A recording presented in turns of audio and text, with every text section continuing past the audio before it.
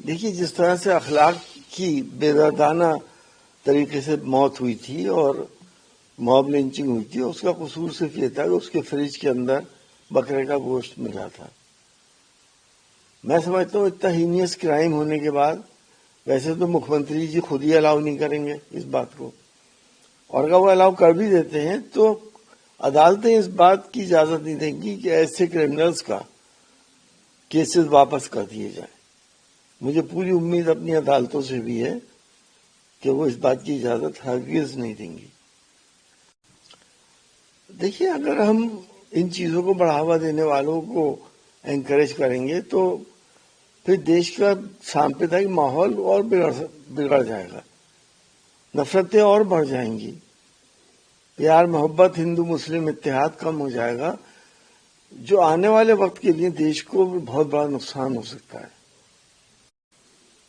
मस्जिद के लोग जी ये याचिका करता है जो हिंदू पक्ष की याचिका करता है ऋषिराज गिरी। अब देखिए, अभी आप ऐसी परिक्रमाएं और ऐसी चीजें 2027 के चुनाव तक बहुत चीजें देखेंगे। ये सिर्फ वोट पोलराइजेशन के लिए होते हैं। हिंदू भाइयों का वोट धर्म के नाम के ऊपर वोट पोलराइज करना और उनको धार्मिक ब्लैकमेल करना, ये तो सिर्फ उसी के लिए है कि अदालत में केस चल रहा है, अदालत जो भी फैसला करे उसको सबको मानना चाहिए। देखिए, ये घरेलू मामला है। अब उन्होंने ये बात गुस्से में आके कह दी।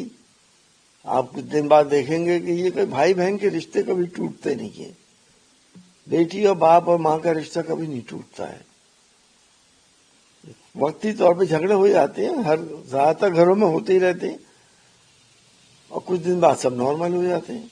दादी के हाथों का जादू और खुशबू से महकता घर, माँ की मुस्कुराहट और खाने की सुगंध, MDH गरम मसाला, क्योंकि हर रिश्ता है स्वाद से जुड़ा।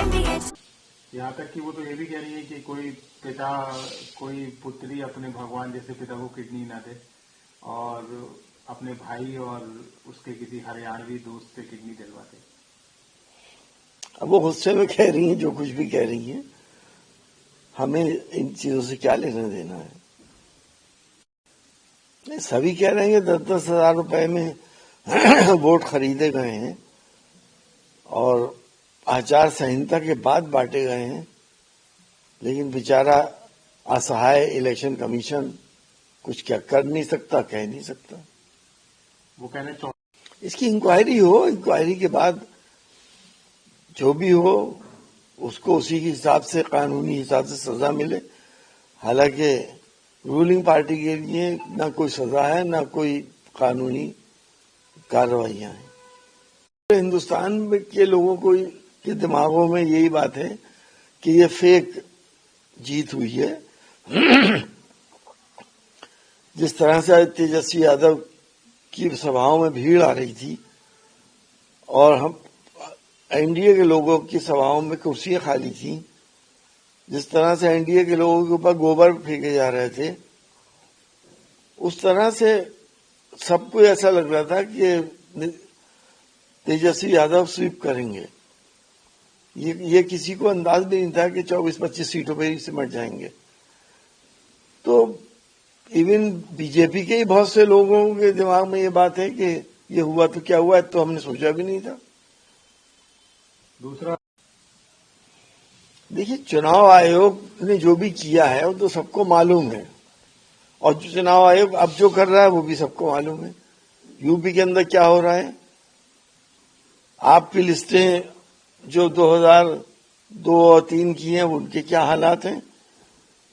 तो चुनाव आयोग तो वो करता है जो सरकार कह रही है, उसे वोट काटने हैं। यूपी के चुनाव आयुक्त का मैंने एक बयान पढ़ा कि 75 लाख वोट काटना आसान बात नहीं है। अब आखिर ये बयान क्यों दिया गया और क्यों काटे जा रहे हैं 75 लाख वोट। तो चुनाव आयोग तो एक टूल हैगा रूलिंग पार्टी का इस वक्त। अब छोलिया हो या लोबिया, सफेद चने या काले चने, सब कुछ मजेदार बने। MDH